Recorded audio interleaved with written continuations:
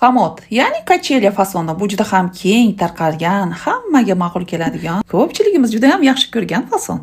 Keling biz bugun mana shu fasonni to'laligicha andozalarini noldan modellashni va pichilish sirlarini sizga ko'rsataman. Hozirgi tayyorlaydigan bittagina andozamizdan siz bemalol xuddi shunaqa koftichka ham, ko'ylak ham tikishingiz mumkin. Oldin asos andozamizni olamiz, ko'krak vitichkamizni markazidan yuqoriga oldi ochilishga xuddi shunday perpendikulyar chizamiz va mana shu qizil chizgan chizig'imiz yordamida biz birinchi bo'lib bel vitichkasini modellashtiramiz va ko'krak vitichkasini modellashtirib olamiz. Mana shu bilan xamut andozasini modellashtirib oldik. Endi biz asosiy matodagi sirni sizlarga ko'rsatib o'taman.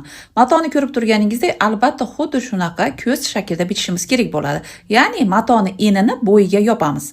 90 gradusni 2 ga buklaganimizda 45 gradus bo'ladi. Mana shu joyini burchagini ichiga qaytarib qo'yib turib bichsanglar, bichilganda ham tekis bo'lib, yuqori qismida ham ichki tarafga aptachkalari billa selnakroy bo'lib bichiladi. Xuddi shunaqa texnikadan siz ham foydalanib xamutlarni bichib ko'rganingizda qanchalik darajada chiroyli ko'rinishda bo'lishini albatta o'rganib olasiz. Aslida xamut andozasini modellash u darajada qiyin emas. Buni mana shunaqa nozik sirlarini ham hamma o'rgatavermaydi. Maryams akademiyasida hamma modelirованияларni sir-sanog'ati bilan o'rgatiladi. Agar siz ham xuddi shunaqa asos andozalarni noldan boshlab o'rganishni xohlasangiz, albatta plyus qoldiring.